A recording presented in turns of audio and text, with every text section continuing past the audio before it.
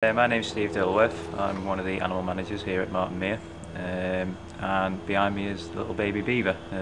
This is the beaver which was born this year. To the adults we got in the grounds. We didn't know we had any youngsters until we found him. Unfortunately, he was injured.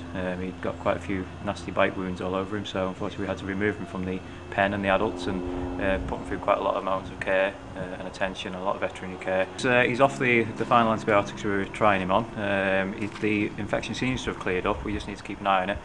Unfortunately, there's a case where it could actually flare up at any time. Apparently that's quite common in rodents. He's kept in an isolation area up at our works yard. In an area where it's not really a great ideal situation, nowhere for him to burrow or anything, but he's got a lot of straw to move around, and we supply him with a load of branching. He's got a small pond as well where he can go and do his nightly business he needs to do in there.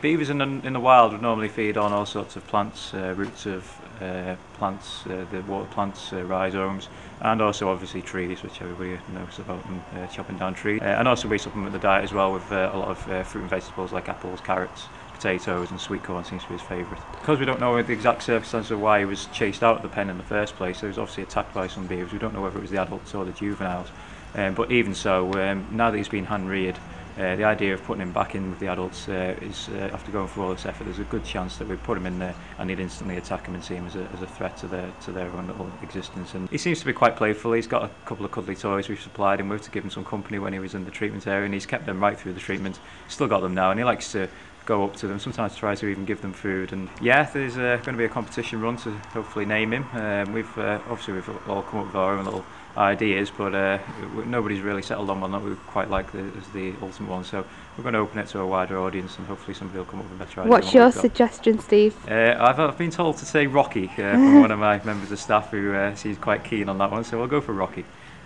And any reason for that? Probably because he's a fighter.